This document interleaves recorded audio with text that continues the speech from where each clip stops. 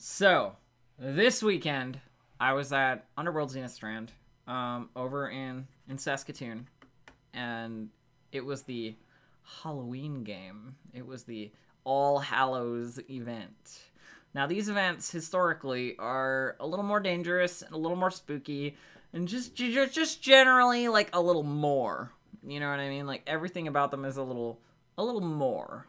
Um, I think it's just kind of the tradition. I don't know exactly why that is, but it's just kind of the tradition. The All Hallows event is always so the October event. I mean, we're doing it at the start of October. All Hallows ain't for some time, but that's okay. You know, like you can only schedule as many LARPs as you can schedule, right? So this time I played Aeryn, my witchiest witch of witches. Um, you've heard a lot about her before. She's in many previous stories. She's a wild elf. She's a witch. That's the main 2 points. And witch in this context basically means consorts with demons. And by consorts I mean makes deals with them. Anyway, so I was playing Aeryn this weekend, and we made the trip up with me and Mike, me and Hippie Kicker together. We're the two in the car this time, in Mike's van. The trip up was super easy. It was like great weather. It was really good and not a problem. Not a problem at all. We got there with plenty of time. We arrived at site around like 9:30, 10 p.m., which is making pretty good time. And of course the next thing to do was like set up, right? It was cold. It was definitely cold the first night. Like yeah, you didn't really want to be out in it too much if you weren't totally prepared for it. And I tried very hard to be prepared for it, but hey, you can't always predict what you're gonna need necessarily. So mostly I was comfortable, but it was a little cold. I made some compromises to my costume in general this game so that I could stay warm, like some sweatpants underneath, you know, my robe and stuff like that to try and just like keep warm. So the colors are a little different this weekend, but the overall feel of the character is still the same. Thankfully, my witch hat, my nice black wide brimmed pointy hat, is made of wool. It's made of wool, so it's nice and warm. And it also keeps rain off if it rains. It didn't rain this weekend. This is the first weekend in so long that I have been to a LARP where it didn't fucking pour with the rain at least one of the days. There was no rain. The weather was pretty fine. It's perfect. You know, so it was great. It being a little cold, not an issue. I live in Canada. I know what's up. I know what cold is. Right?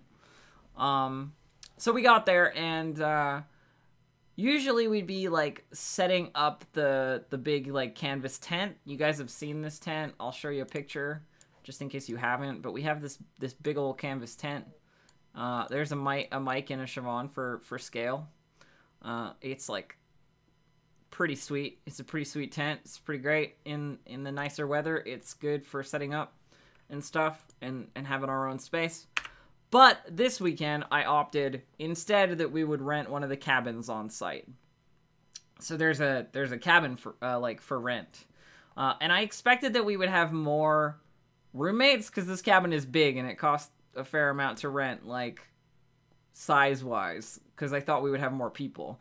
But what we ended up doing was Siobhan and I, like playing our characters Aeryn and Iman, stayed on the bottom floor of the building, and then like 3 NPCs were sleeping in the second floor of the building.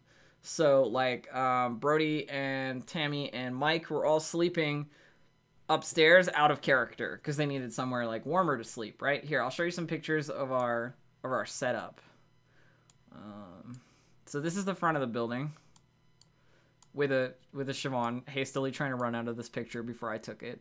This was when we were packing up. I took these pictures when we were taking everything down at the end. But that was the front of the building. And then this picture here is standing in the doorway. So standing in the doorway, that's what you see. Which I think, you know, works pretty well. And then this is sort of like a diagonal from the doorway towards like the more, you can see the edge of the bloody sheet and the little banner. So it's kind of like a little foyer, you know. We brought all the rugs and blankets and stuff and covered all the stuff that was in the building. We didn't want to like, we tried to keep it as decorum as possible. And then behind that bloody sheet is where our bed was. So there's like a little table and then our bed just tucked into a little alcove behind the sheet there. And then there's a staircase just to the left of that leads up to the second floor. So yeah, we had a nice little cabin set up, you know? And the first thing I did was, you know, go there and put all my stuff down. And at the beginning of the game, I had to wait a little bit because Siobhan had some of my stuff from the last game, like my cloak and my hat and stuff. So I kept my regular coat on, you know, and went to go do my login and all that stuff. So I went to go do that stuff. Got my character sheet, put it in my pocket, you know, and great, good, fine, set up. I always like showing up and having a little bit of time before a game to like say hi to people. Sometimes I don't have that option because we've got to drive a long way, we're late to game or whatever. But it's nice to walk into a place and have people go like, "Oh, hey, yeah, you're here. That's awesome." You know what I mean? Like have people like go like, "Oh, Aeryn's here. Oh, that's cool." You know, like it makes me happy. You know, I like it. It's good. I like a little bit of like, all right, yeah, we know who's gonna be around. You know, like, hey, how's it going? Kind of stuff. It's nice. So that's kind of how that went.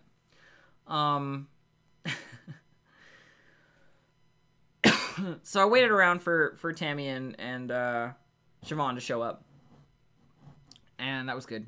They showed up and we got everything set up. We spent a good amount of time setting up the living space and the bed and all the stuff so that later on when we needed to escape into the warmth of a nice comfy bed with a sheepskin and a sleeping bag and a bunch of wool blankets, like it was there for us already and we didn't have to like spend time to set it up while we were exhausted, you know. So we spent a little time setting up, and you know, we always spend a little too much time setting up. There's always a little bit of that, like we're always like the last, sorry, that was me. We're always like the last ones to be ready, almost, because, you know, we like to decorate the cabin and make sure that our makeup is really good and all that kind of stuff, right? Like, we take way too much time to set up, but it's fine. I don't mind.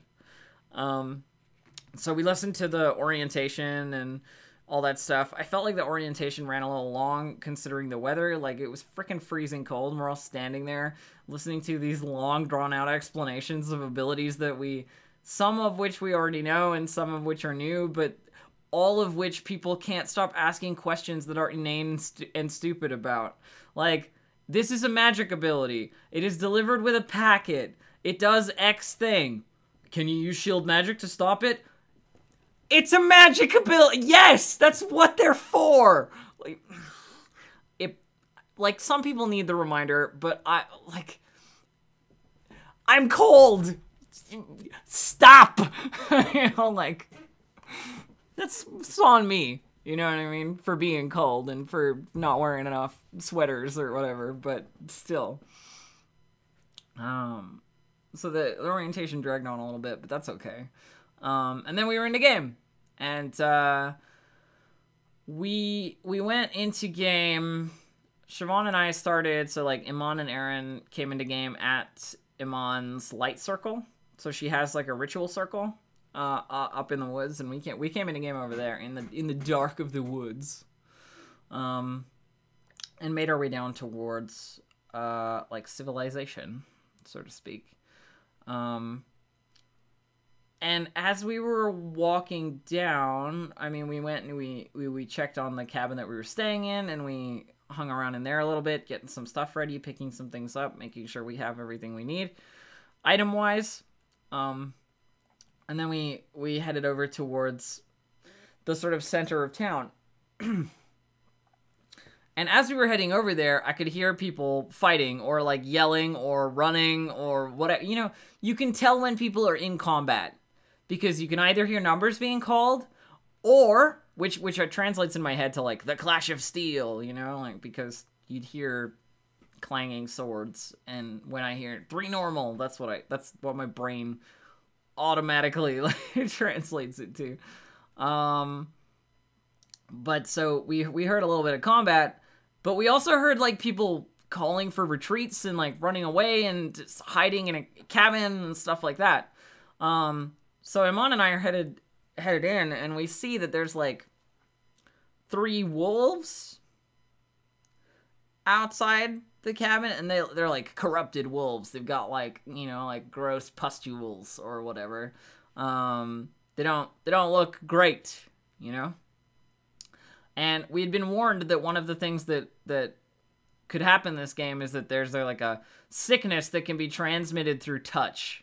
Basically, like if you touch something that is blighted, then you are blighted.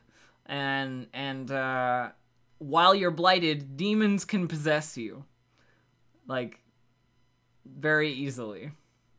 I'm like, oh, okay. So. You know, you don't want to touch the gross, sick things because you don't want to be gross and sick.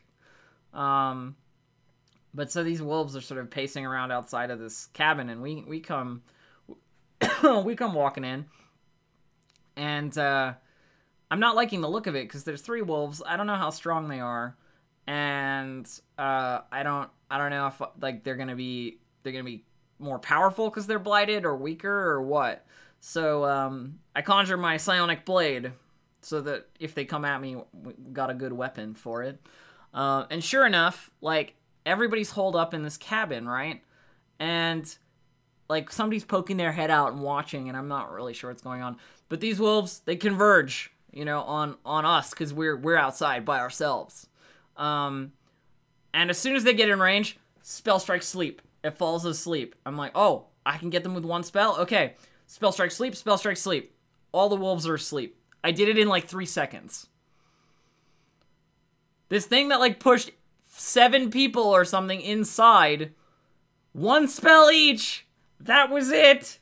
I don't know what everybody was so scared of. You know?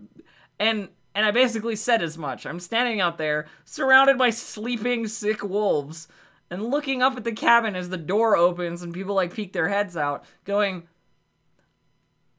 they're wolves. They're just wolves. They're asleep. Kill them if you want. Right? Like, people are coming out and like, you know, looking at the wolves and stuff, and somebody hits one and it gets back up because when it takes damage, obviously, like, it's sleeping. It's not dead. And it gets back up, and then they start fighting it, and they kill it, and, you know, it's all resolved. It's no problem. Easily managed. But it was just really funny because everybody was so hesitant to like do things. These are people with like big spears and shields and swords and stuff, and it requires me to go fight, kill it. Like, what are you waiting for? Outside to get people to like push in, you know? Like, I have your back. Don't worry about it. It's a wolf. You're not gonna die. So I got to sort of like lecture some people, basically, like, yeah, it was, you know, it was interesting. I'm trying to think what else happened on the Friday night. I'm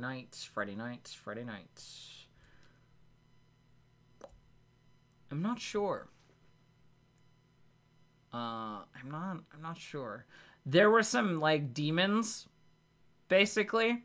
There there were some demons like that came around and spawned and like showed off the fact they could possess mortals, you know, like through the blight and whatever, like narratively showed that so that people knew it was a thing. I wasn't around for those, but apparently they were there. I think Iman and I went back to the cabin, and it was like late by this point, so we went to sleep. I'm trying to think if anybody knocked on our door on the first night. No, nobody did, though there were a bunch of times where the door opened and closed, and it was just like an NPC who was sleeping upstairs coming in to go to sleep. And of course, when the door opens, the first thing I do is like, who goes there? Immediately declared, like, I fucking hear you. and they're always like, oh, it's just the wind. I'm like, oh, okay. And then they go up to bed. So, Siobhan and I have a fantastic setup for our sleeping position and in game. So we have this sort of like double wide, what do you call it? Like it's like a double, but also a cot. So it has space for both of us. And what we do is it's really fucking cold. So we have a sheepskin as the lowest layer, or not the lowest layer, an insular like pad as the lowest layer, then a sheepskin on top of that, then we sleep on top of the sheepskin, then we have a wool blanket and a sleeping bag and another wool blanket, and then I usually put my cloak over the top of it too. It's like toasty. It's warm.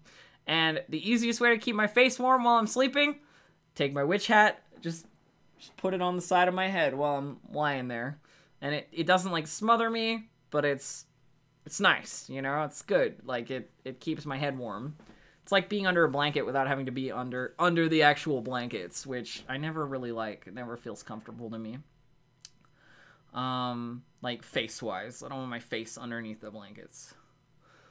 So yeah, we got a nice cozy snuggly bed situation, which is good. Keeps us nice and warm. And so we slept through the night, and then in the morning, it was time to get up. We were up slightly later on the Saturday morning, I think. We just, like, didn't wake up while stuff was going on. I heard something doing something outside earlier, but I didn't want to get up and deal with it, because you get up, you gotta put your boots on, you gotta put your robe on, your cloak, you put your belt on, you know, make sure you got your weapons, like... It's not just like swing out of bed and run. It's like put your shit together and go, right? It takes a little longer, and you're gonna be cold while you're doing it. So I didn't want to get up and deal with whatever was happening really early. So we waited a little bit.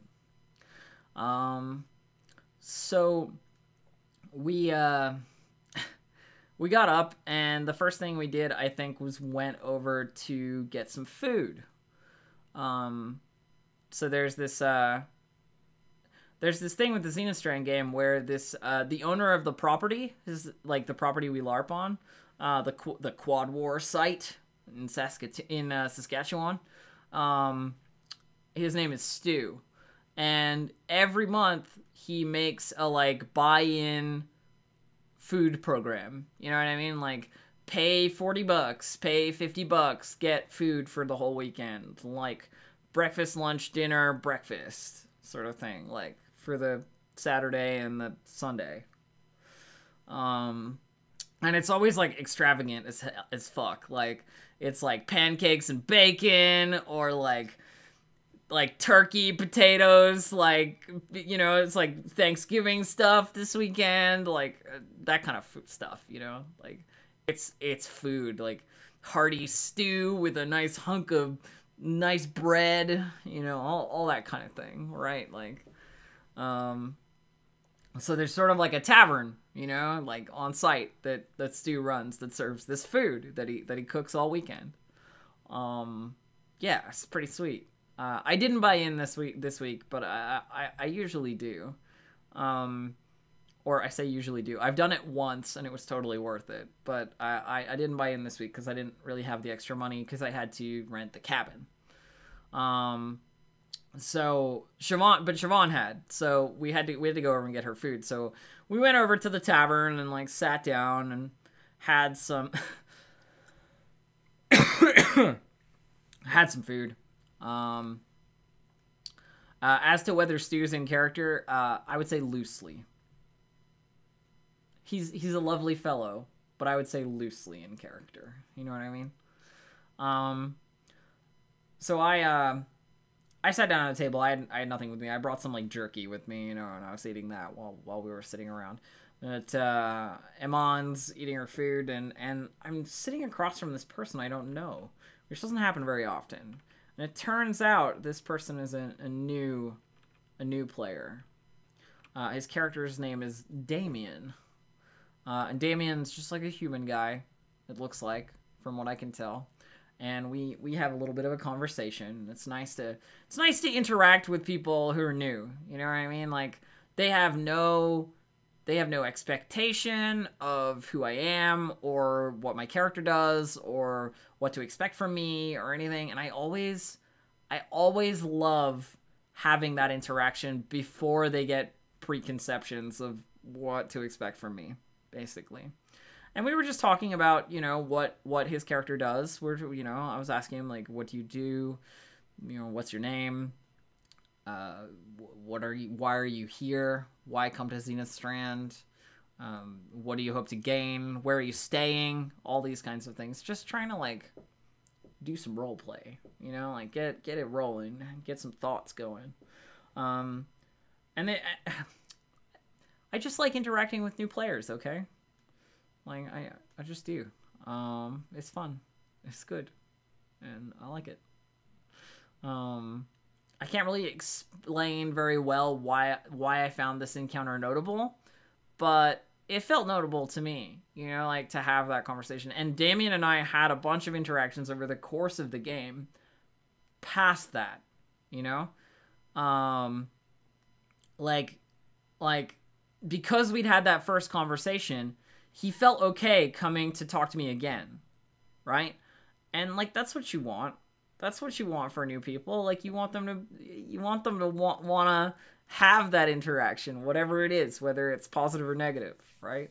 So I was happy to be involved in that. But we'll talk more about that as we go, obviously. So you know, Siobhan ate some delicious food, or Iman ate some delicious food, I guess.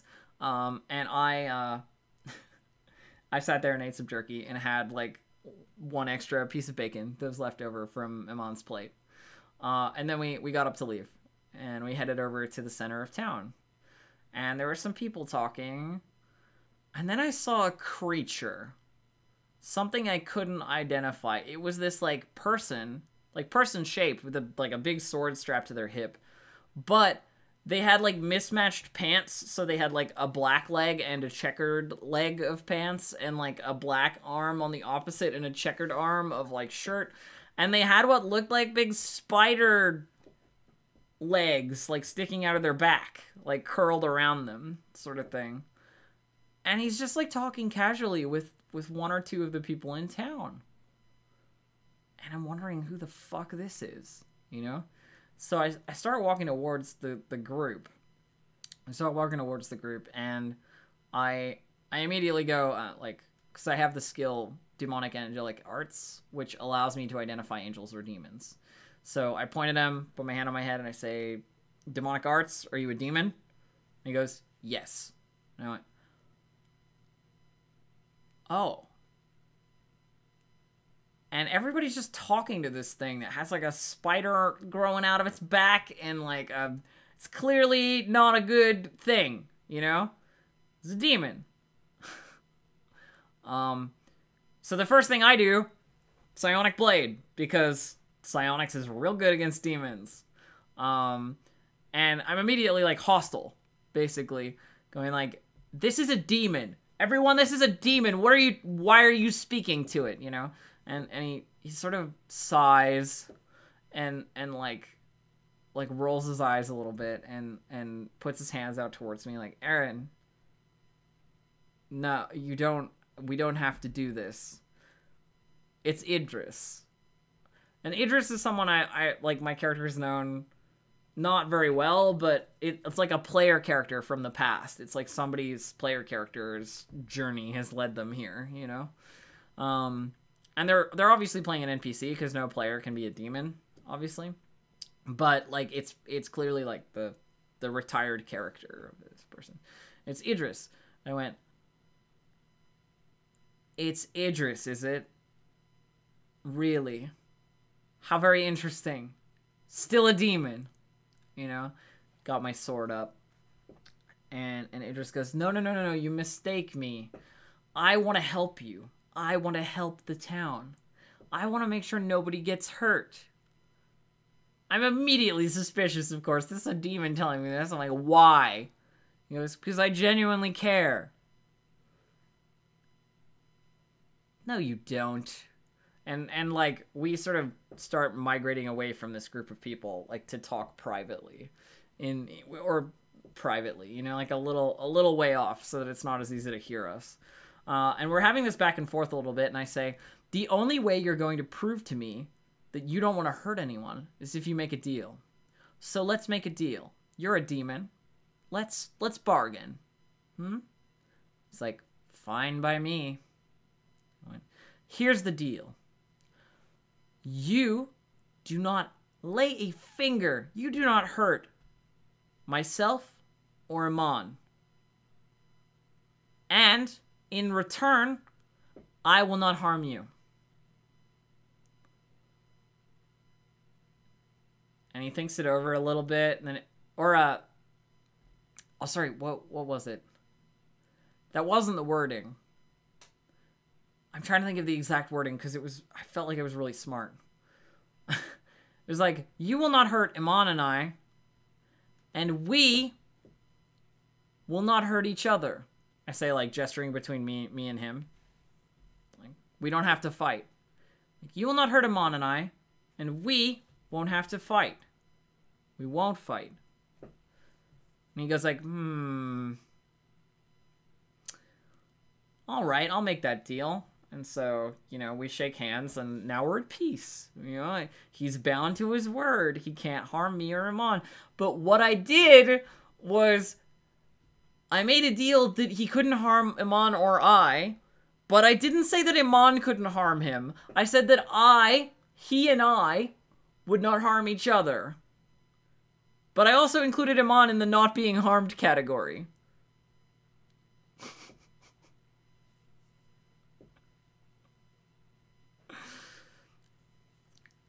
So, yeah, like, we had an out. If we needed it, Iman could just beat him to death. Like, he couldn't hurt her. So, I mean, you could probably just disable her or something, but that would probably count as being fine. But he could not damage either of us. He's bound to his word at that point, which, you know, made me trust him a lot more, because what's he gonna do, right? And at that point, we had a short conversation, basically about why you're here, what you're doing, and all that sort of thing. And it turns out he's sort of like in a transitory phase of being a demon. Like, he's not quite fully a demon. And the spider coming out of his back, the spider legs and stuff, is like a were spider thing that he had when he was mortal. And so there's like the vestiges of his mortality left, and like the demonic influence, basically. And so that kind of like was a thing that was going on. And he was around and out, like, all event, basically, doing stuff. I didn't follow it all, but there were a couple of people who were, like, trying to save him. You know, like, we have to save him from becoming a demon, we have to redeem him, or whatever. And I had a bunch of conversations that basically went, you're an idiot. It's not Idris. It will never be Idris again. It is a creature, a demonic entity wearing Idris's face. The fact that it remembers the time when it was mortal, the fact that it can recall that your name is whatever it is, right? Doesn't matter. It's irrelevant. Not a person, right? Like, stop thinking about this creature, this thing, this demon, as if it were your best friend. It's only playing the role of your best friend to feed on your emotions and to get you to do stupid things. You know? Like, it's just really funny to be Aeryn in that situation because she's kind of the expert locally on the demonic, but she's also the kind of person who makes bargains with them, you know? She's not like the expert demonic murderer, though she also is that. She's the local hedge witch, you know, that like will tell you everything you need to know about demons and tell you why you're being a fucking idiot.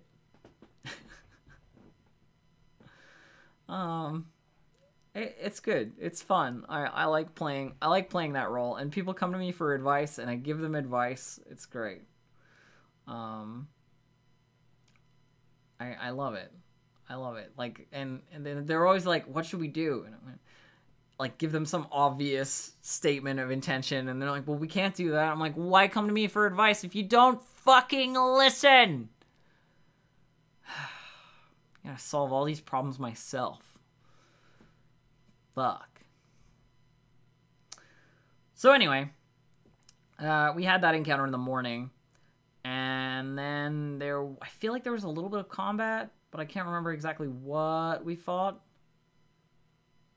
Might have been demons again. There's a lot of demons this event. This was a demonic event, you know? Which is good for me because psionics works really well against them. But there's a little bit of combat, and then there was a lull before lunch, I think. Yeah. There's a bit of a lull before lunch, and we waited around for a ritual marshal, basically. We waited around to do, like, some ritual stuff. Because we had a plan to get Elton out of the soul prison. So the soul prison is this item that I've shown you friends before. It's a big gem that used to contain the Demon of Greed.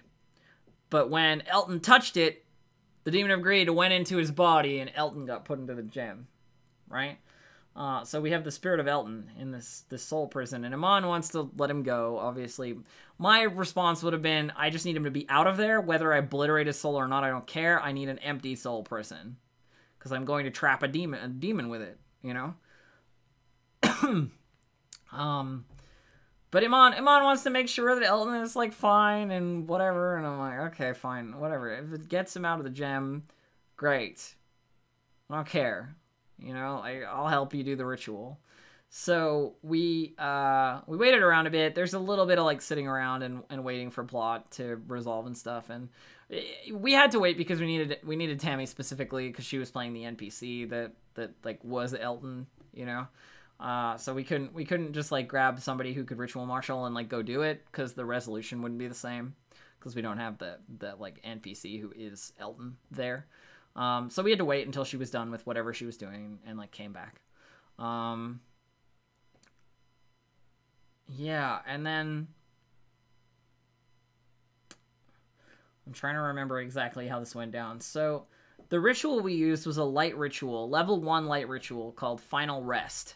Now, usually this would be used on a corpse, but there really is no use for this ritual. It's like a stupid level 1 ritual that doesn't do anything.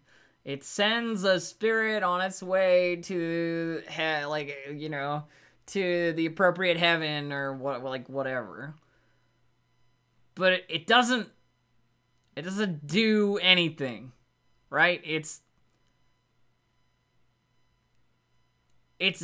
dead weight. It's a dead weight ritual. It doesn't fucking do anything. Which is fine. It's fluffy, I guess. But when there's a chance of backlashing and killing everyone, fluffy's not good enough. It needs to mechanically do something. But that's a problem for another time. We had this ritual and we said, can we use the gem as the body of the person whose spirit we're sending away? And we can send Elton away using Final Rest to pull his spirit from the gem and send it to Sybil's heaven. You know? And they were like, yeah, totally. It'll totally work that way. Definitely. So that's what we did. We went up to the light ritual circle with Tammy and Tom, who was ritual marshaling. I don't know why we needed two shapers there, but it's not my call. And so we excuse me. We set up the ritual, And it's a very easy ritual. You cover the body of the person who your spirit you're sending in a shroud with the god's symbol on it. So we had a banner, so we like laid it across the gem, so it was covered. And then you talk about the person. You speak about who they were, why they deserve this rest, like what they did in life, and all that stuff. And that's the whole ritual. It's very easy. It's very simple. So you have to do that for like 10 minutes, you know? Just covered body, talk about the person. Easy. So we did the ritual.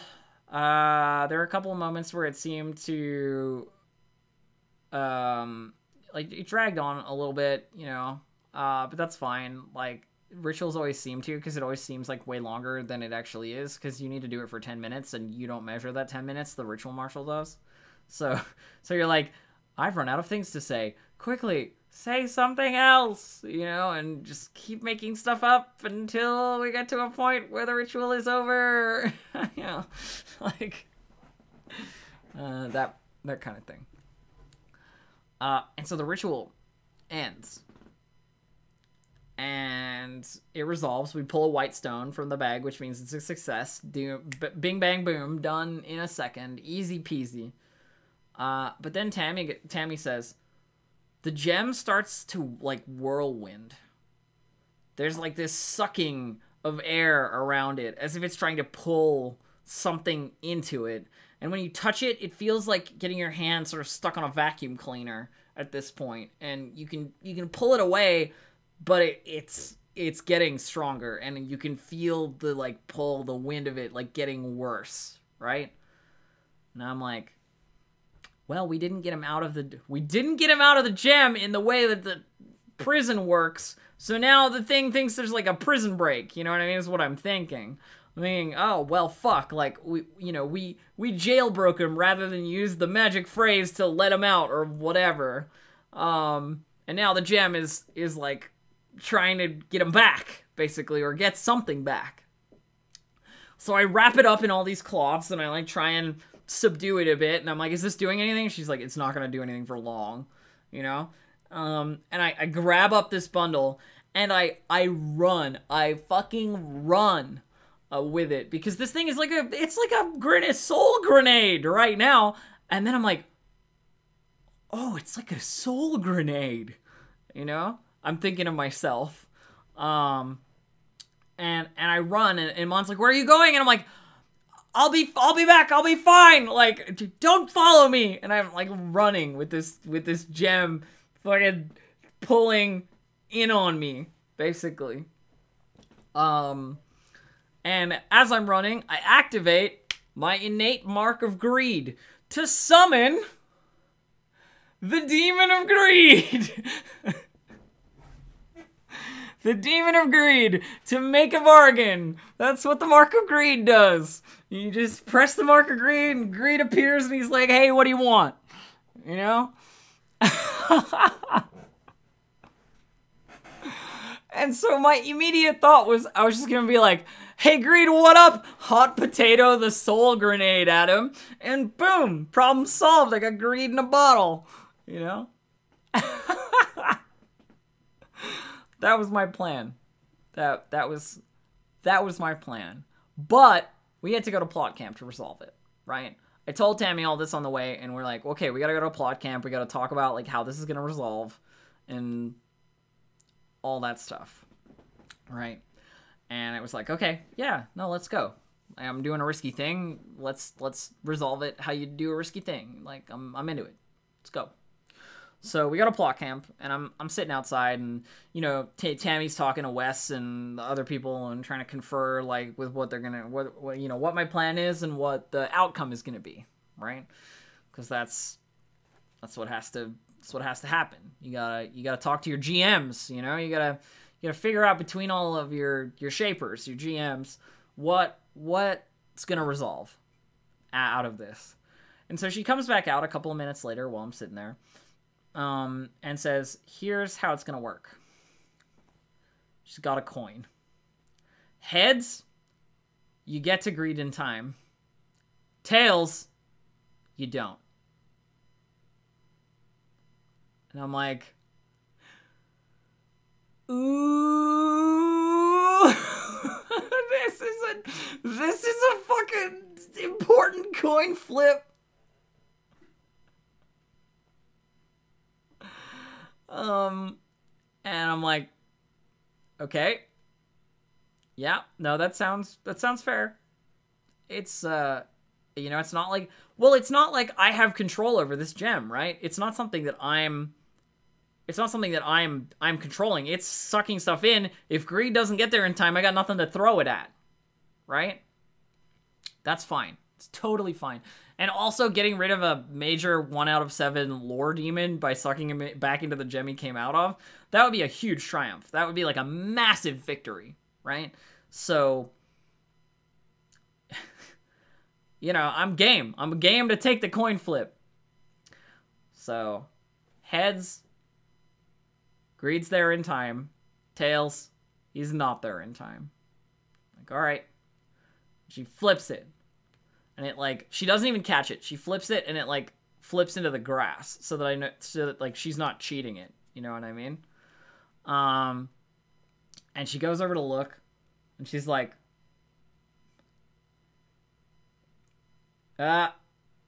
tails. I'm like, okay, what happens?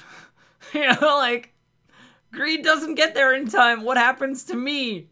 You know? And she's like, okay, so here's what happens. You get sucked into the gem, but you've already called greed. So greed shows up, sees what's happened, and is willing to make a deal. Right? And I'm like, okay, let me hear it. And we do a little bit of back and forth on the bargaining, right? Because greed's like, I want you to be indebted to me. And I'm like, that's not how I'm going to make this deal. I don't fucking care. You can leave me here. If you don't want my material possessions, then nothing, you know? And we go back and forth on what the bargain's going to be. And eventually, what the bargain ends up being is that greed will craft for me a homunculus body. A body exactly, well, not exactly, but a body in the shape of Aeryn. You know? A familiar body. And will allow me to leave with the gem sort of in my pocket, puppeting this homunculus body using the spirit from the gem. In return, I give him one of my most powerful ritual scrolls. So I had to give him my level 5 Blood Thief ritual scroll to get it done. But now Aeryn's body is a soulless husk of a, like, alchemical homunculus, basically, which she is puppeting from inside of a soul gem that she has on her.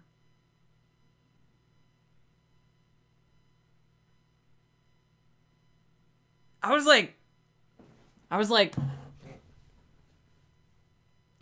was this a loss? Did I lose? Doesn't seem like I lost.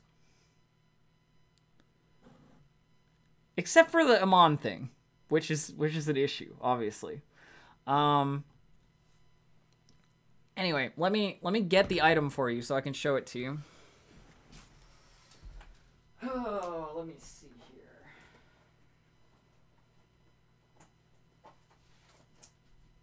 Ugh. Here we are.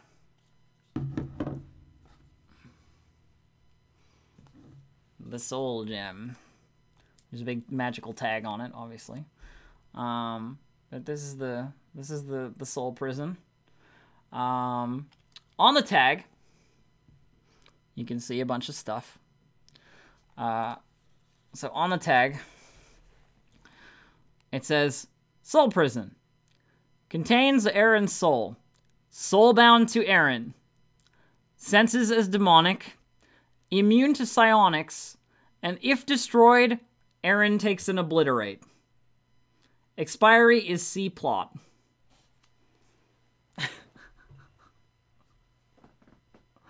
So,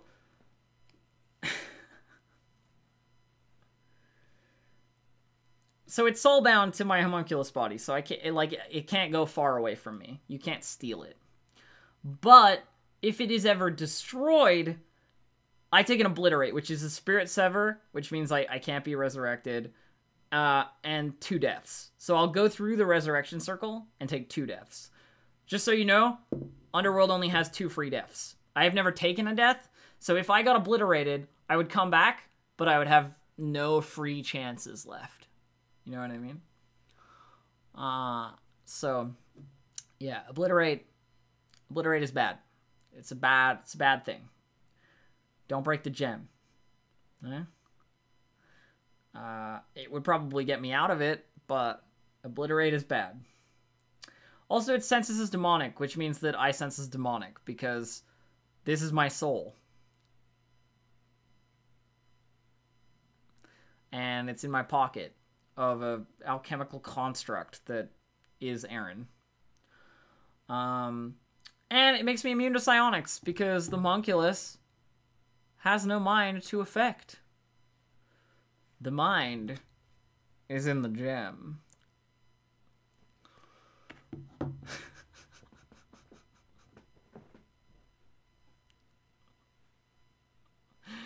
So, if you throw a sleep at Aeryn, it doesn't work. Because the mind is in the gem. It's not in her head anymore.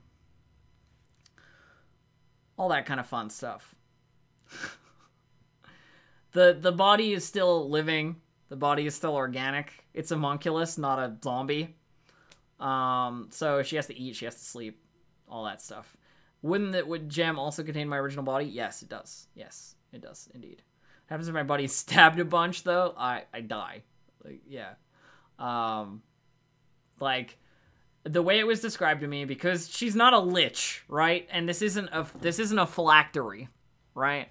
The way it was described to me is you can make another homunculus body at a resurrection circle. Like, you can resurrect the body that you've been, like, bound to.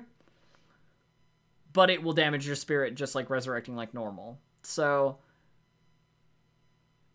it's basically the same as being alive, except that I'm immune to psionics and I sense as a demon. And also my soul is in this gem. You know?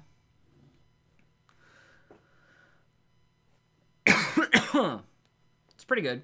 It's not bad. I like it. Immune to psionics is a hell of a boon. Like, when you get screwed over, it's mostly by psionics. Paralysis and sleep and whatever. It's like all that kind of stuff. What happens to your homunculus body if your regular body is free from the soul gem? That is a good question that will come up once the gem has been... once I am free from the gem. Which may take some time. And I'm sure we'll figure it out. And yeah, it may just be that, like, I'm not puppeting it anymore, I'm not soulbound to it anymore, so it just collapses into its alchemical components. Who knows? But I thought it was a really good way for plot to resolve my risky move as a failure. You know what I mean? I thought it was a really, really smart maneuver on, like, I'm not just fucking you over, I'm not just making this coin flip a winner, like a save or die. Here's what happens, sort of thing. And we worked together to get a solution that we all liked, you know, that felt dire enough, but also didn't ruin everything. And it felt good, you know, like I trust, the reason I would do risky stuff like that is because I trust the plot team, I trust the shapers to react accordingly and not super necessarily badly the way that some might. Does this apply in other guilds? Yes. If I went to another guild, my soul is still in this gem. Aeryn's soul is still in the soul prison. So, yes, yes. If I went to another guild, it would have to apply because this is a soul-bound item. I can't put it down. Unless, of course, they said you don't get the psionic effect or whatever. Like, they could limit it whatever way they want at other guilds, but basically, I can't move it more than 10 feet away from me in character. So, it's trapped in my pocket. Yeah. So yeah, it's cool. I think that was a pretty sweet way to sort of like figure that out, right? And so that's what happened. And I went back in a game after this happened, and I was saying, like, are there any differences with the homunculus body and like Aeryn's regular form, right? And we were thinking about it, and Tammy and I came to the conclusion that like none of Aeryn's injuries are in this homunculus body. So she doesn't limp. She doesn't necessarily have like the worst posture ever. There are no scars. None of the stuff that it's fresh. It's new, you know? It's Aeryn, but it's like new, basically. You couldn't tell by just glancing, but you could definitely tell if you like fully examined her. And anyone with anatomy and that had to check her over would notice that like there's nothing inside you. You know? Like there's where are your organs? Like basically. And I asked if that affected bandaging or healing or anything, and they were like, no, it's fine. They can still heal you, but they would definitely notice. I'm like, okay, cool. So Aeryn new and improved. Yeah, Aeryn without the limp. Aeryn sort of like physically, capably different. And it was fun to kind of roleplay that like weird discomfort with like everything kind of working the way it's supposed to. And the way I described it was like, it's strange to be a visitor in the form that you're like in, you know? It's sort of like puppeting something rather than being something. It's directing action rather than like being it. You know, that kind of stuff. Slight quills for the sake of ease. There was no like, the body is still organic. It still takes damage from stuff that would hurt it. And stuff. Yeah. I am uncomfortable with this lack of discomfort. Yes, is definitely like a thing that came up quite a lot. And I talked to Amon, and she saw me like come back from having run off with the gem. And she's immediately like right next to me being like, what happened? And I'm like, it didn't go the way I wanted it to. And I explained this whole thing to her, and she was not happy, you know? But I also said like, this is a solvable problem. And in solving it, we will understand how this gem, this soul prison works, because we can't send me to my final rest. We have to get me out. You know, we have to remove the soul from the prison without damaging it. Which means I'm going to have to do some research, which means I'm going to have to find experts, which means eventually we'll know how it works. And we can try again. All the while, in my actual Aeryn brain, I'm thinking, this is the start of a living phylactery. If I can find more experts, perhaps I can stop these homunculus bodies from damaging my actual soul. You know, like... like, I'm not gonna say that to Amon, but because she would not appreciate that in the way that I do. But it's certainly I'm certainly considering it, right? As a thing, Aeryn's a lot more sort of, you know, evilly minded. So, you know, there's that. What was the next thing? So the rest of the game I played with this, you know, homunculus body, basically, which is cool. I was immune to psionics. I forgot a couple of times that I was immune to psionics because it's a new ability, and you always forget new abilities, but now I know. Pragmatic, yeah. So,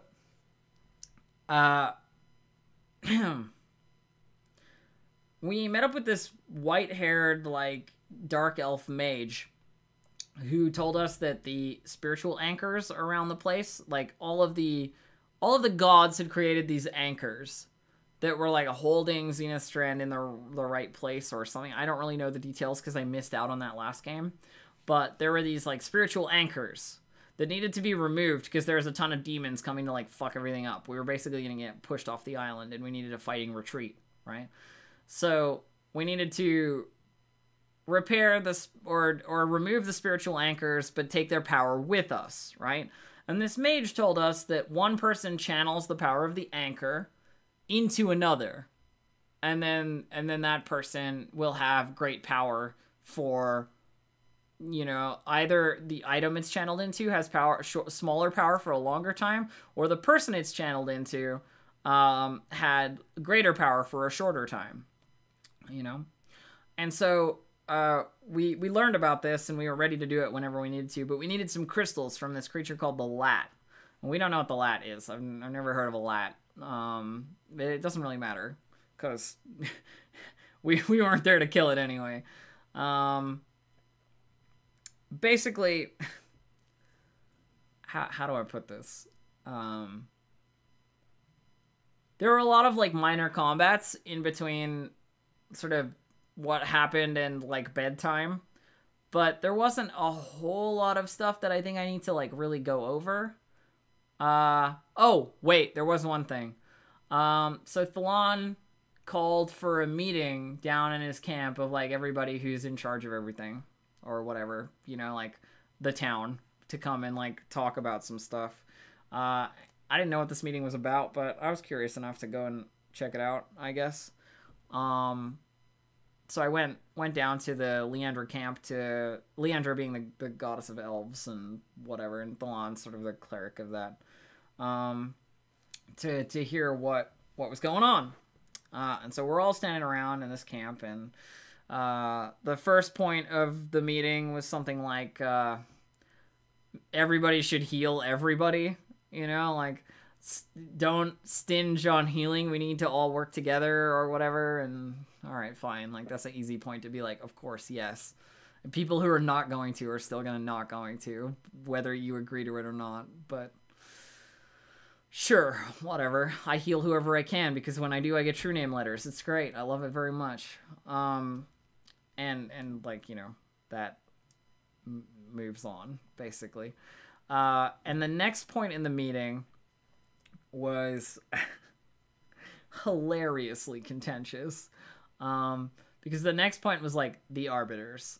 The Arbiters are bad. That was like Thalon's thing, you know, like, the Arbiters are bad, they do bad stuff, they enforce laws in a brutal fashion and whatever, and, like, how can we govern ourselves instead? And of course I'm thinking to myself, of course you want to govern yourself. You want to get away with, like, murder. You want to get away with doing stuff that the Arbiters have to come and fuck you up for.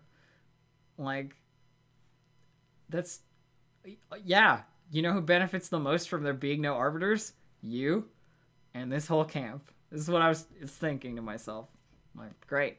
Okay. I mean, I don't care, because no Arbiters means for me that I don't get arrested for witchcraft or whatever at some point. But the Arbiters haven't bothered me yet. It's been about 2 years, so we'll see, I guess. And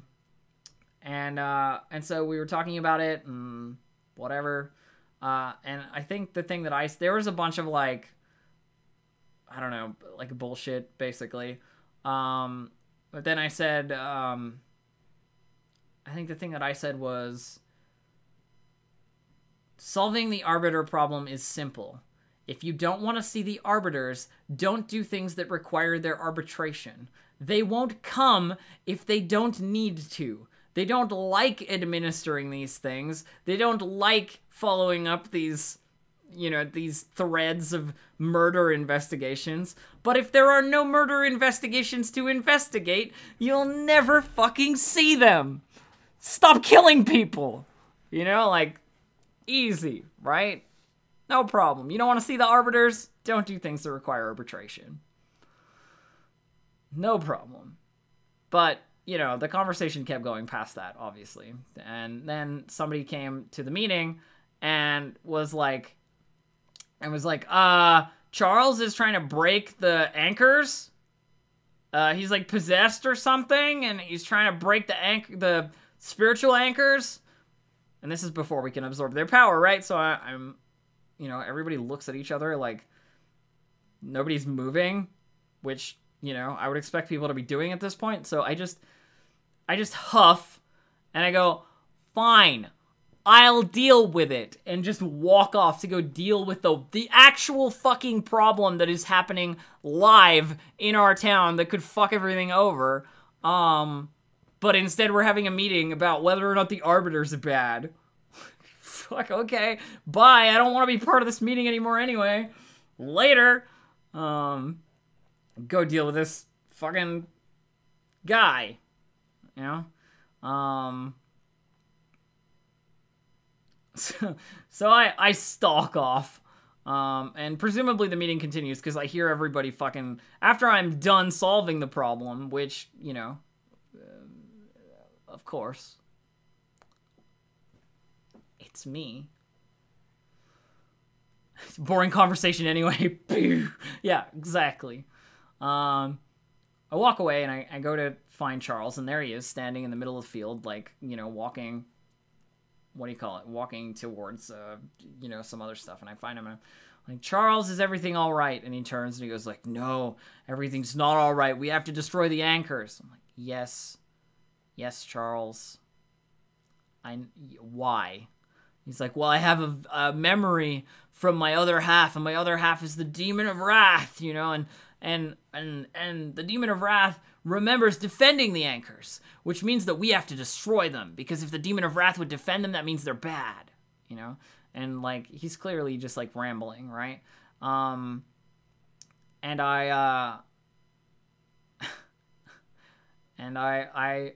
I'm talking to him a little bit, and we go back and forth a little bit, and I try and keep him in one place. And then an NPC voice from behind him goes, enough of this! Like, you know, like, out-of-game shaper. He goes, enough of this! Magic death! And, like, throws a death into the air, which I, you know, sidestep, basically. And, of course, this came from Charles, right? That was the whole thing. Like, he's possessed, and this demon, like, throws a death with his own hand. And so I immediately, my response is, I summon a hex to inflict race change toad, and then I have a toad in front of me named Charles. So I pick up the toad, and I'm holding it in my hand, in my palm, like this, and I go, it's very rude, Charles. Don't throw spells at me while we're talking.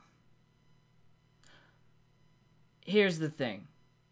You have two options. And I've got, like, this frog, this plastic frog in the palm of my hand that I'm, like, lecturing. Here's the thing. You have two options. One option, maybe try and resist being possessed. I get it. You think you don't have a choice. You think that this thing can take control of your mind whenever you want, or whenever it wants, and you think that you're powerless to resist it. Well, here I am, Charles, to tell you that you're wrong. You have problems with this, come and see me. You have issues controlling yourself, come and see me, and I will make sure that you do no one any harm. In the meantime, your second option is a lot less enjoyable, because you are a liability, and if you continue to be a liability, I'm not just going to let you walk around. I'm not just going to let you do whatever it is you please. I can't have you killing people or destroying things or any of that. So if you don't try and put in some effort, maybe gain some willpower, I'll have to kill you. You know? These are your two options, Charles. Either be better and come to me when you have problems so I can solve them for you, or die. That's it. Either one of those solves my problem. I'm willing to put in the effort, Charles. Are you? You know, like, all this kind of thing. While I'm standing there, like, talking to this frog, and I put the toad down, and make a circle around it, and I, cut my palm and create a demon trap and try and banish the demon. Doesn't work because the demon's too powerful, but eventually demonic smoke exits the toad's mouth and disappears, right? And I'm like, well, problem solved. Somebody get a dispel. Casil, come here and dispel magic this toad. So he comes and he dispels magic, and Charles is back to being Charles. And Charles is like, well, I don't know if I can resist the demonic temptation. I don't know if the possession can be stopped. I'm like, you better stop it. It's really all I have to say. If I have to kill you to stop you from destroying things, then I'll do it. That's it, Charles. Come and see me with your problems, and I will help you. I will help you. But if you don't come and see me, how can I help? And then when I'm called in to deal with you, I'm not going to be very patient. Let's put it that way.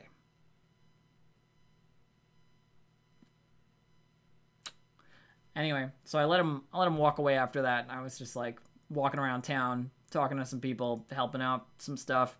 And apparently he wandered into the meeting, possessed again, 10 minutes later. They're still having... I could tell they're still having the meeting because occasionally I just heard someone yell, "Quiet! Everybody shut up!" Or something it seemed like it was going real good. I was super glad to not be there, to be honest. Because my version of quiet is tongue rot. I don't yell. I just silence people. And I don't think anybody would appreciate that, really. It's kind of magical assault, and I don't really want to do it. But, I just better that I'm not there. They can do their bureaucracy. I'll be over here consorting with demons. It's fine. It's fine. You solve your town's petty political issues, and I'll solve the town's real issues, like demons trying to destroy the stuff we need. Anyway, you can tell I'm a little salty about that, obviously. But it's fine. No problem. Nobody else wants to be the hero? I guess I'll fucking do it.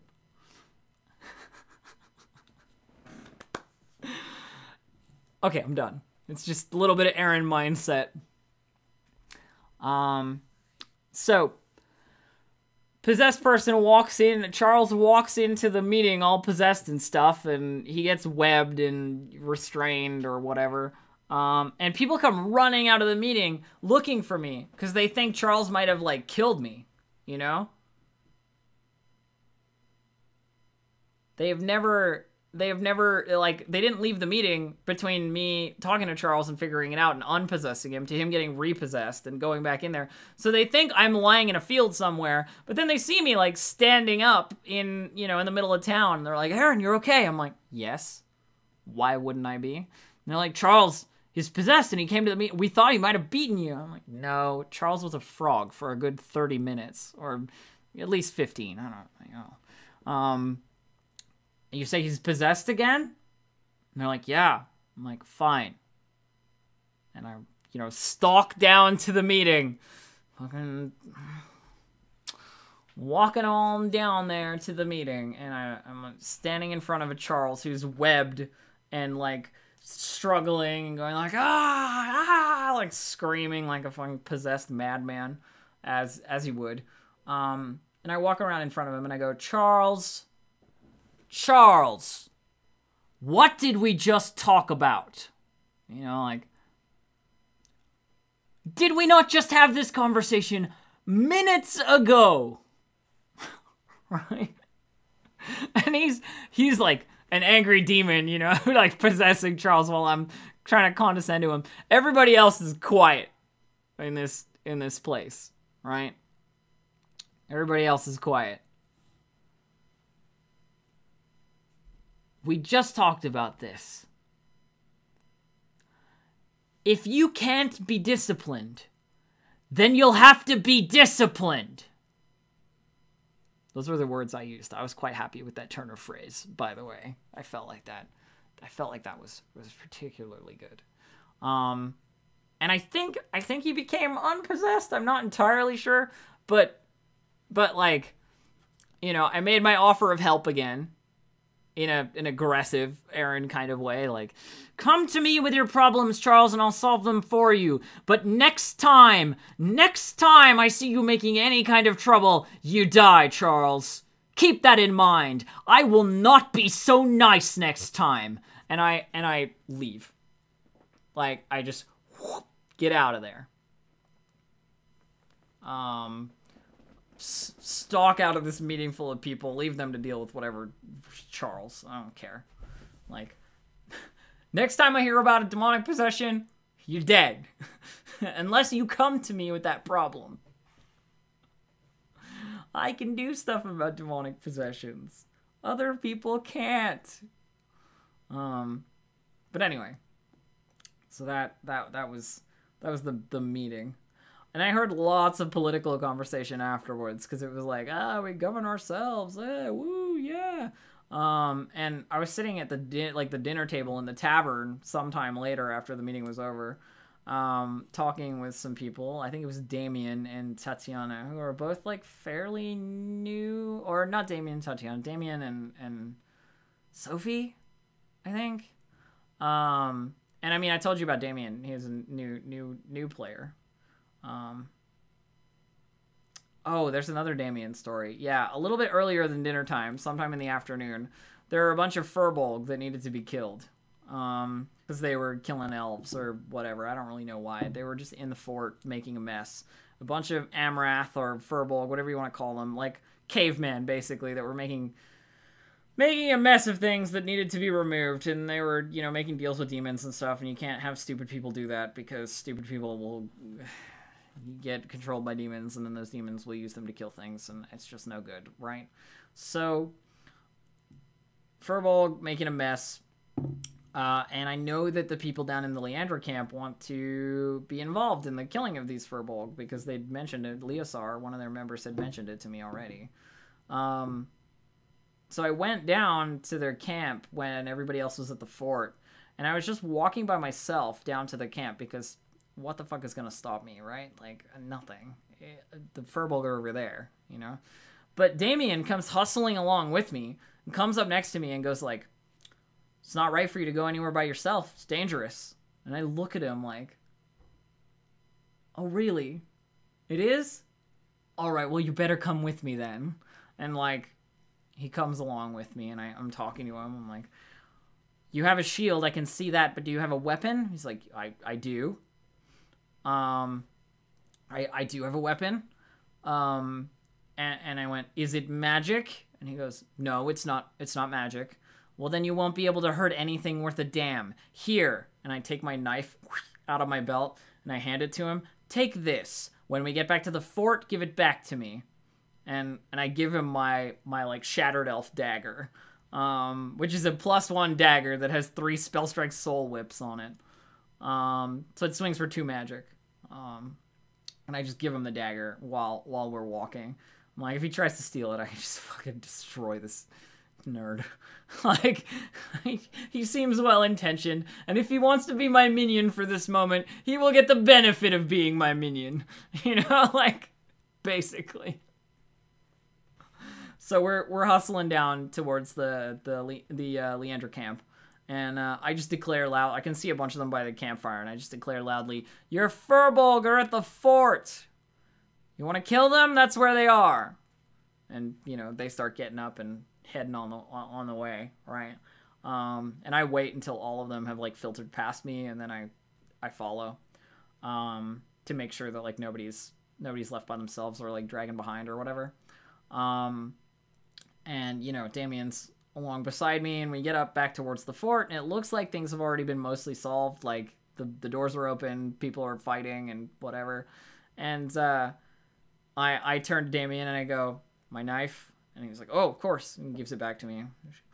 Put it back on my belt, and go see what's going on with the Furbolg and stuff. But it was this like little moment of roleplay between a new character and mine, and it's always nice to have like just a little moment of like, yeah, all right, come with me, walk with me. Nothing like a brisk walk, Like, it's fine, it's easy. But so we're sitting at the dinner table a little later after this like political meeting, and Damien's there again. I keep running into Damien, and he's sitting there and talking about this situation. And he says, like, well, I think it's important that we have a right to represent ourselves and that we have a representative that we've chosen and all that kind of thing. And you know, all that fresh-faced new enthusiasm, right? And I think I said to him something like, choosing your representative here is a luxury. It's a contrivance. It's not helpful. Your town councilors. Let's assume we elect 3 town councilors. What 3 people in this town that are going to be elected town councilors are going to be able to solve any problem? Like, well, we have to respect their judgment. I'm like, well, what if I don't? What if one of them comes to me and says, Aeryn, you've done something wrong. The sentence is death. And I say, no. What then? Are you going to fight me? Because I guarantee that won't go well, you know? Are you going to stop me? Because I don't think you can, right? You can have town councilors, but they don't mean anything. They're nothing. They're meaningless. They're pointless. Without proper arbitration from an outside force that is strong enough to enforce any law that might be broken, who cares who represents you? You know? Do you really want to live in a town where if I want to, I could kill you and you could do nothing about it because what law was going to stop me? I don't think you do. I don't think you understand that it isn't a measure of authority. It is a measure of can and cannot. And there are some people here who you cannot stop with a counselor. Oh no, the local government is upset. How sad. You know? It is much better to have an outside force come in force and arbitrate those rules. Because then, if I, strong caster that I am, resist, I can still be sentenced. If someone murders someone, what makes you think they're going to submit to authority afterwards if that authority is not capable of subduing them? You're missing the point. You're missing the point, Damien. It's not about governance. It's not about who's in charge. It's not about representatives.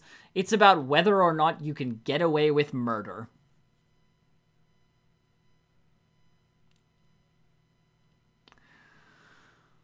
And, you know, that continued and blah, blah, blah. Like, people were like, oh, but we need to have people who have our interests in mind. I'm like, nobody has your interests in mind, fucking idiots. Nobody cares about you. Once you make someone a town councilor, power corrupts. That'll be really fucking fun for you, and I'm sure you'll enjoy it. Make me your fucking arbitrator. You want an in-town arbiter? Make it me. I'll solve your problems. I think I suggested that at the meeting, and I think the response was, the way you said that doesn't sound like you would solve them well. I'm like, but they would be solved. You want problems solved? I'll solve them for you. Him and him are arguing? What are they arguing about?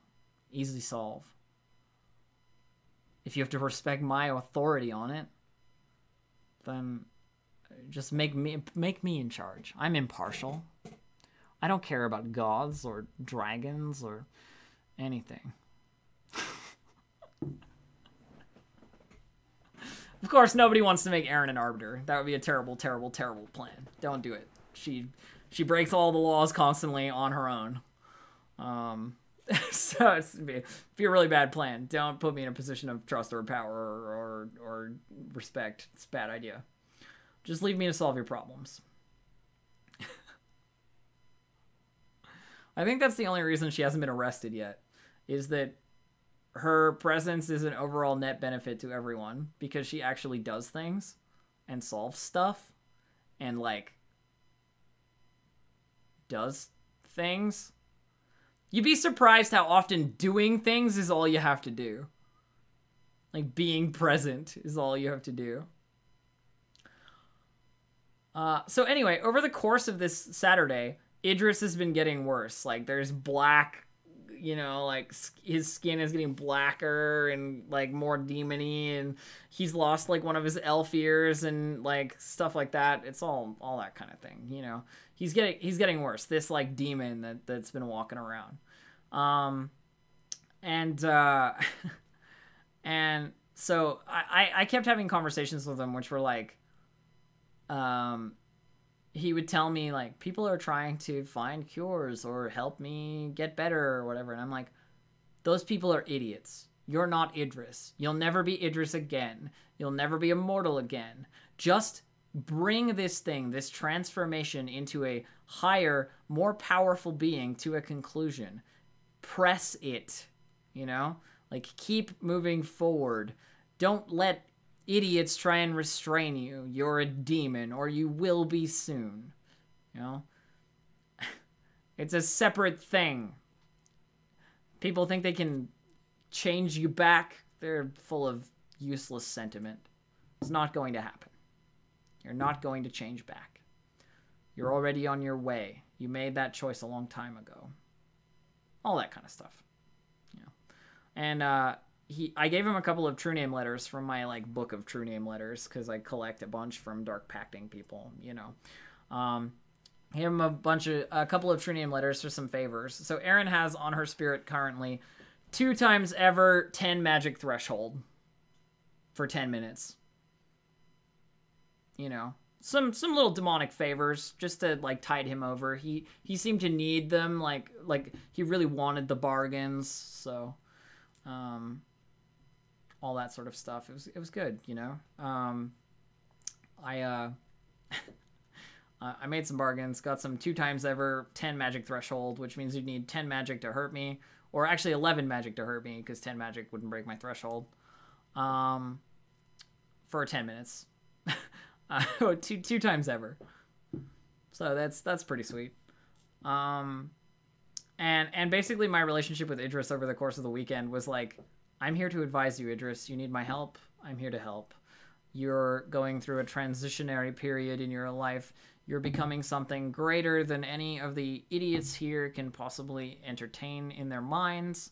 Those who are, you know, full of sentiment towards your previous mortal form, they of course don't understand, but I do. Come to me and we can talk about your future, you know? And he's like a powerful demon. He's like a Galbrizu or something, which in the book, the stats for a Galbrizu, question mark, question mark, question mark, question mark. It's just whatever you want. Go down when you feel like it. Have whatever resistances you want. Question mark, question mark, question mark, question mark. And I know this because I have demonic arts, so I can ask him what kind of demon he is. That kind of thing. So, you know. This isn't some piddling little Balrog or whatever. This is the real deal. This is the big boy demon. And I'm trying to get an in as, like, the advisor. You know? Because who doesn't want an in with a powerful demon? No one. No one doesn't. No one smart doesn't, anyway. And Aeryn will always take the opportunity, right? Aeryn will always take the opportunity. We even had a conversation that was like, I will always speak to you frankly. I will always give you advice as you might need it. And I'm not going to make this a bargain. I'm not going to make this a deal. I'm not going to shake your hand on this. This is just mutual respect. Come to me if you need my help. And likewise, I'll come to you if I need yours. He's like, oh. You know, I said stuff like, I'm a shaman. I was trained to advise. My life has been giving advice. I'm quite good at it. All that stuff. What type of demon is he? A Galbrizu. But I don't know if that means anything, like, sort of demonically. But in our game, a Galbrizu is like the step up from soldier demons. So there's like Balrogs and imps and succubi and incubi and blood fiends and all this stuff that's kind of like statted out lower tier demons. A Galbrizu is the step above that, where they just go, I don't know what stats you have. You're like a demonic lieutenant, you know? You matter, basically. Kind of thing. Yeah, like middle management demon, exactly. Not a demon prince, not a demon lord, not a fucking sky high rock and roller demon of bad attitude, but like middle management demon. You're right. Yeah. Anyway, so we had that whole deal happen. And then after dinner there was a little bit of, you know, combat in the dark with some nasty scarecrows or something like that. Some scarecrows that are corrupted by evil magic. You know, kill those. And then Siobhan and I went to bed like fairly early. We watched through our window as a bunch of like scary fae went around camp to camp and like did scary fae stuff or something. I don't know what they were, but they were wearing like blue glowy masks and stuff. And so that happened. And we watched from our window as all that was going on, and then we went to sleep. We got interrupted 3 times during the night. So the first time, who's there? It's Idris and Charles. Oh, all right. I get up and put my robe on and put my shoes on. I'm like, come in, the two of you, and like sit down in the chair nearby. I'm like, what is it? And Idris says, I've been trying to convince Charles that the easiest way to avoid possession is to give me his true name. If I have his true name, Aeryn, confirm for me that if I have his true name, it would be a struggle. Because when Chernozog took hold of him, I could also try and take hold of him. And then me, with my good intentions and my wanting to protect this town, would of course keep him safe. You know? And I'm looking at Idris like, yeah, I'm sure. You know? But also, Idris has been collecting true name letters from me, and if I can get him a full true name in this bargain, I bet you I could get something real nice. You know what I mean? Is what I'm thinking to myself. I don't care about Charles. Charles is nothing. Charles's state doesn't matter to me. I don't care. He's nothing in this. Idris is my ally. Charles is some annoyance I've had to deal with like 3 times. So, of course, you know, Idris is like, confirm for me that this is how that would work. And, you know, my intentions are good. I've done nothing but help throughout the past few days and so forth. And I say, Charles, what he says is true. To prevent possession, you could, of course, be possessed by another. If Idris had your true name, then you would not just be under the sway of Chernozog, but also the sway of Idris.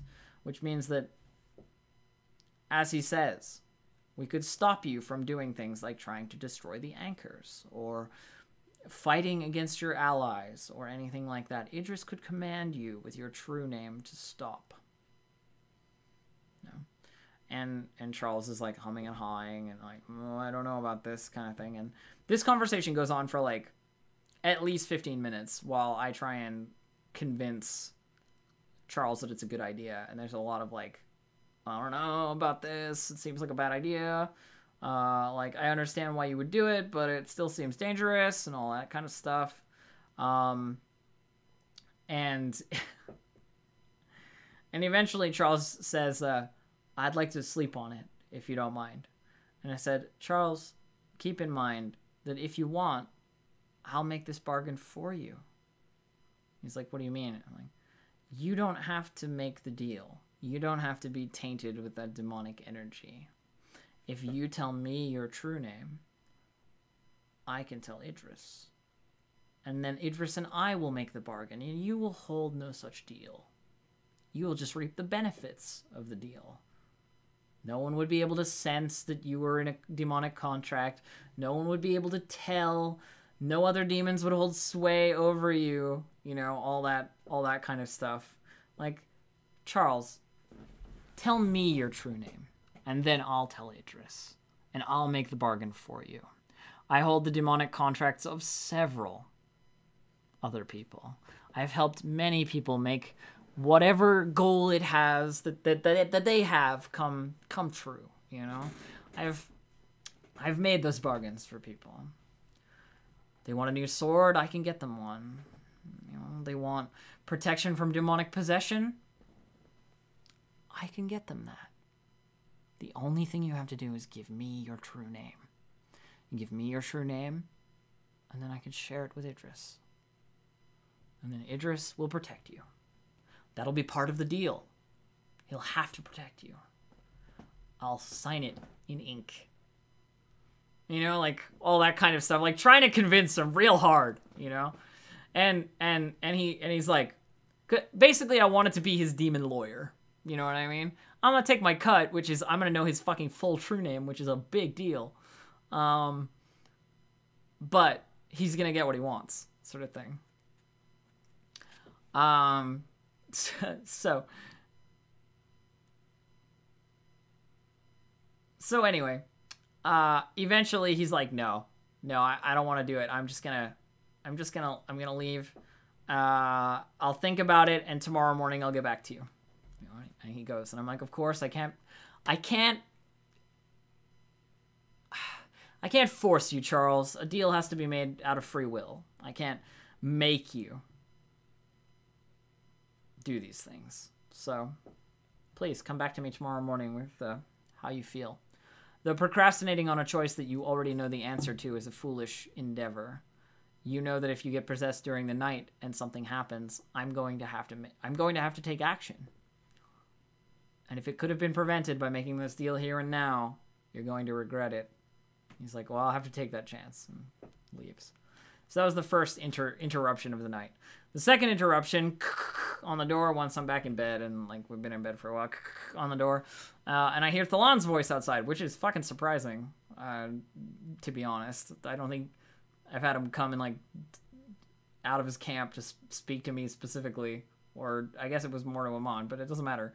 The you know, door opens, Thalan steps in with a bunch of people, and you know, I get out of bed and put my robe on again. I'm like, what can I do for you? And Thalan's like, we killed the Lat, and we got the crystals you need for the anchor, and we made sure that we had some for the Sybil anchor, like Amon's anchor. So here they are, you know, like puts them down on the table. I'm like, well, thank you. He's like, yeah, we figured you were asleep, so we just made sure that you got what you needed. Because if anybody didn't have what they needed, it'd fuck us all over. I'm like, all right, well, thank you. Anyway, I'm on, like, thanks, kind of thing. And away they went. Door closed, back to sleep. Later on in the night, it must have been like fucking 1 a.m., 2 a.m. at least, like, who is it? I'm looking for the, what was it, what was he said? I'm looking for the Weaver of the Huntress, which is Amon. And Amon's like, yes? And he says, I'm here to help you with the anchor. I'm like, okay, get out of bed. Both of us put our clothes on, you know, like let the mage in, and it's the white-haired, like, dark elf from earlier. And he says, like, I'm here to help you transfer the anchor's power. Now, here's how it works. You use the 3 crystals. You hold them close to your heart. They'll be absorbed into you and out through your mouth. They will emerge filled with your blood. You'll then use those crystals, give them to, or on whatever item or person you wish to give the power of the anchor to. Or something like that. I don't remember exactly, right? It's just some, like, little RP thing. And we're like, okay. So we got ready. We got the crystals. We went over to the light circle, which is, of course, where the Sybil anchor is, because it's a Sybil light circle. So, obviously. We went over there, and it was just me and Iman. And Iman didn't have any other, like, Sybil followers around. And she needed to give the power of the anchor to someone. And we'd already discussed that it was going to be me. In my new homunculus body. So that's just, like, how it had to go. Because I was the only, like, close one to her there. There wasn't another Sybilite to give all this god power to, really. It was just me. Who has paid lip service to Sybil on some occasions, but I wouldn't call me, like, the most faithful, you know? I'm a horrible demon consorting witch. Like, there's only so faithful you can be. So I am the one about to receive the power of the anchor, and the mage is like, are you putting the power of the anchor into an item? Or are you giving the power of the anchor to a person? And Iman says, a person. Lots of power for a short time. And I agree. And we're standing in the circle, and the mage says, well, put the crystals to your chest. And she does, and, you know, role plays like, like the crystals going into her and, like, coming out of her mouth filled with her blood sort of thing. And she hands them to me. And then I absorb them, like, into me, basically. And then we have to, like, you know, time out. Because as I'm absorbing these crystals, like, I'm doing the role play, and I'm like struggling as I'm, like, taking in the power of the anchor, which is, like, the power of the god, basically. The power of Sybil, god of the hunt. As I'm absorbing it into me, Drew, who's the shaper, who's playing the mage, is, like, you know, what would you call it? Like, describing what's happening. Like, you open your eyes and, like, light cast out from them, like, in your mouth, and your eyes are just, like, beams of light sort of thing.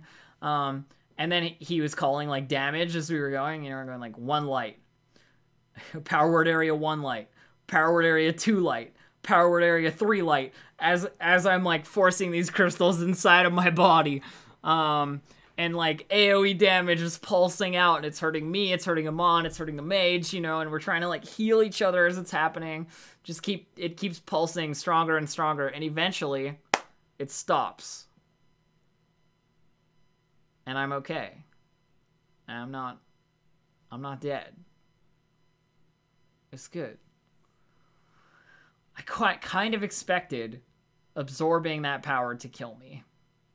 Or to do something horrible to me, because, you know, the power of the light doesn't really like demons very much, or witchcraft. But I stood unharmed, basically.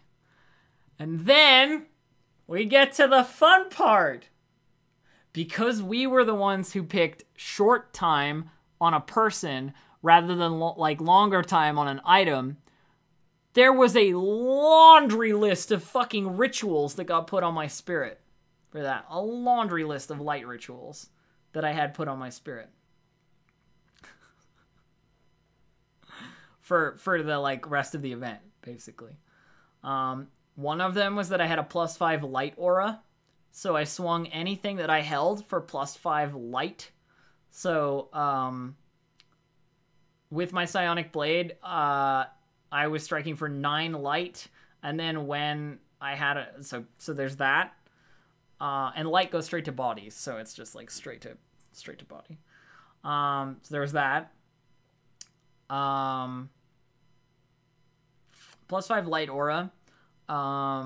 Once ever light storm, which is I plant my feet and I throw packets that are just light bolts. Magic light bolt, magic light bolt, magic light bolt, magic light bolt, and I can do it forever. As long as I keep my feet planted. I can just keep casting light bolts.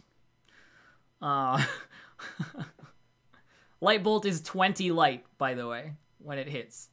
So 20 damage straight to body. Light bolt. So that was one of the things I got. What was the other thing? One of the things I got was Divine Intervention, which is once ever, the god takes something for you.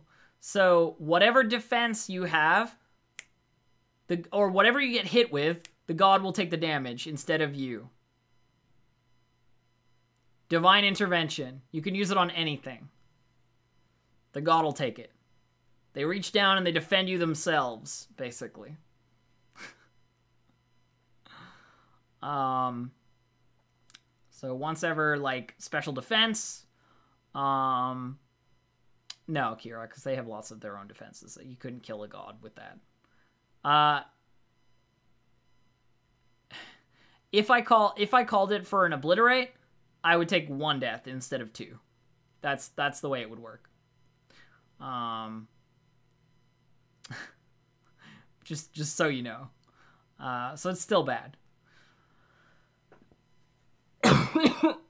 Excuse me. What else?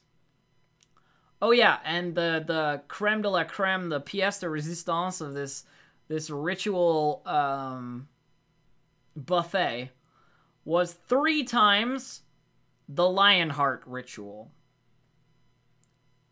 So the Lionheart is a light ritual that makes you immune to damage and immune to spell effects. Nothing affects you. 0 things affect you for 10 minutes. You cannot be harmed. You also get +6 strength. You also have a silver threshold during that time, so anything normal wouldn't hurt you anyway. But you're taking 0 damage. Nothing affects you. But at the end of the 10 minutes, everything that has hit you hits you all at once.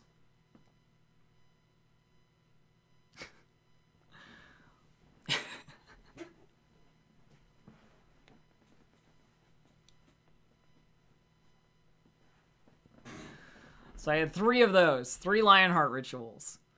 So I had 30 minutes of invulnerability. And at the end of that invulnerability, each of those 10 minutes, I would take the damage, basically. Yeah, like it's wearing off. I'm gonna need some help. You know. And so... No, because it's technically a lot of hits, Lexica. You can't call one thing on the one big hit, because it's, like, cumulative hits, you know what I mean? You could call it on one of the things, maybe, but, like, no, you couldn't.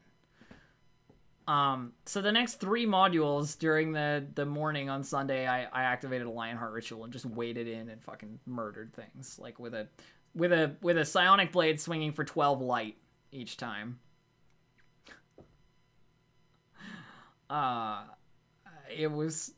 It was insane. It was crazy. It was ridiculous. Like, I have never realized how tired it makes you to keep going, to keep swinging, to not go down, to have nothing affect you. It doesn't... Oh, one of the other things that I had was a strength and spirit. So if I died, I wouldn't actually lose a life. That was the other ritual I had.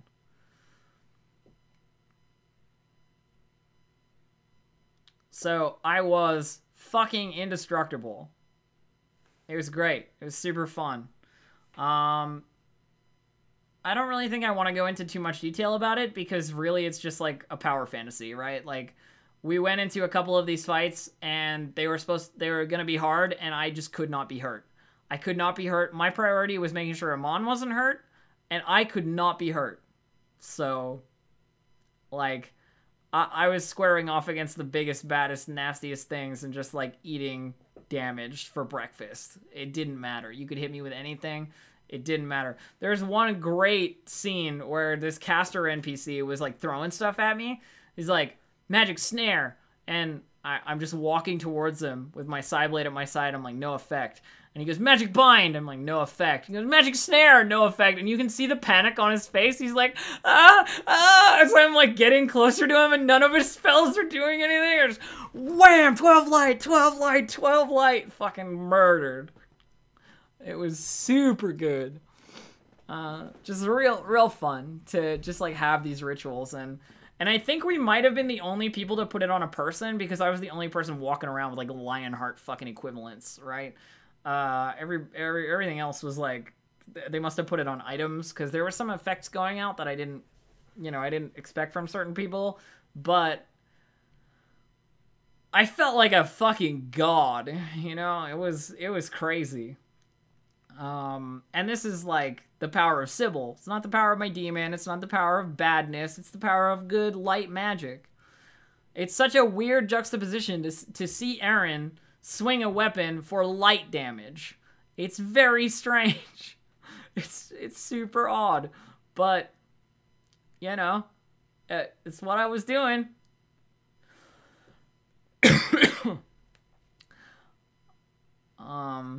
And it was really funny because like the ogre, there's like a player character ogre who is like really gung-ho about fighting and stuff, and after the fight he'd come up to me and be like, "Wow, you strong." And I'm like, yes, Lure, I'm strong. He'd be like, "That's cool." You know, like this ogre, like really impressed with my wading through battle, just cutting people up. And yeah, I mean, they wanted an item that would last, you know, 6 months or whatever. We wanted to make Aeryn into a fucking wrecking ball for a day. The last 3 mods were, the first one was we killed some human cultists and cut the bridge between Akasa and Zenithstrand so that nothing could, like, you know, follow it.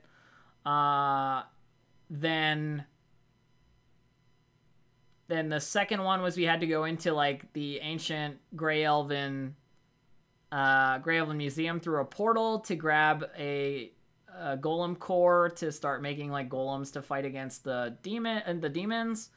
And then the third one was fighting the, like, demonic horde as it pushed forward on top of us. And eventually we got pushed back, like, onto a boat, you know, and, like, left. And, like, this demonic horde had taken over the town. You know what I mean? Like, that was sort of the narrative. I mean, I killed a lot of stuff. I don't think I got any loot to speak of. Nothing to speak of. Well, except for this awesome soul gem, you know. But it was sick. It was awesome.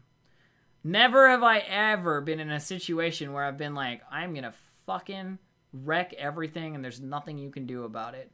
You want to stop me? You can't. You want to get in my way? You can't. Nothing can get in. I'm invincible.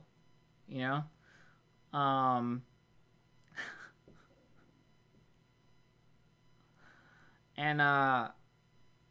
yeah, it was pretty fun to be that way. Like, you know, you'd be fighting something and then somebody would come up behind you and be like, "Surprise body execute," and you just turn around, no effect, and like, you know, they'd be like, 12 light. Yeah.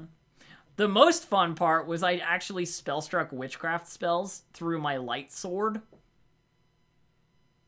I don't know if I should have, but I definitely did.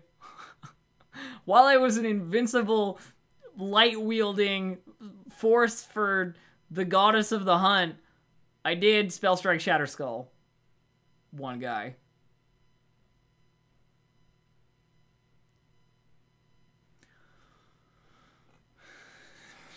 I couldn't help it. It was feeling good at the time. It's probably not a smart idea. There you go. So we helped everybody retreat to the boat. We got onto the boat, and the town was overrun by demons. That's what happened. My lion heart was wearing off by the time we were at the boats. You know, like I was taking damage while we were like climbing onto the boats and stuff. I just like, it didn't last as long as I needed it to. And then on the boat, I was like, it's worn off. And then I just like fell over, decapitated, basically, as everything hit me. And immediately Amon was like, "Aeryn," and, you know, cleansing lighted me, brought me back. So that's what happened. That was this weekend. Like, the Sunday was just me feeling like a fucking god. And not through my power, through Amon's power, through the god's power. It wasn't Aeryn making deals, it wasn't Aeryn doing anything that, like, she would usually do.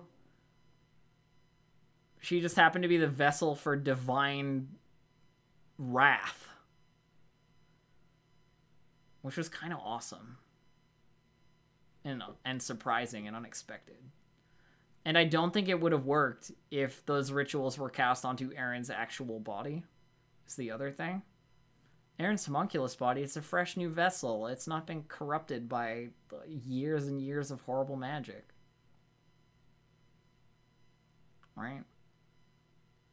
So, it's kind of... Maybe it all worked out for the best.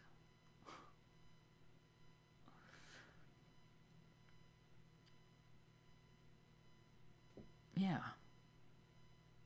Cool. Wait, I mean, it was good. It was fun.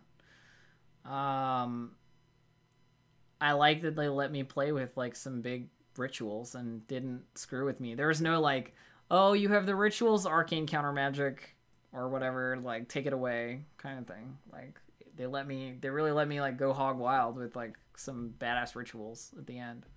And that was super fun. I've never really done that before. It was fun to meet new people. It was fun to interact with some folks that I don't usually interact with. The game was good. It was really, really good. I super enjoyed myself. I think that's kind of the end of the story. Have a good one, my VOD people.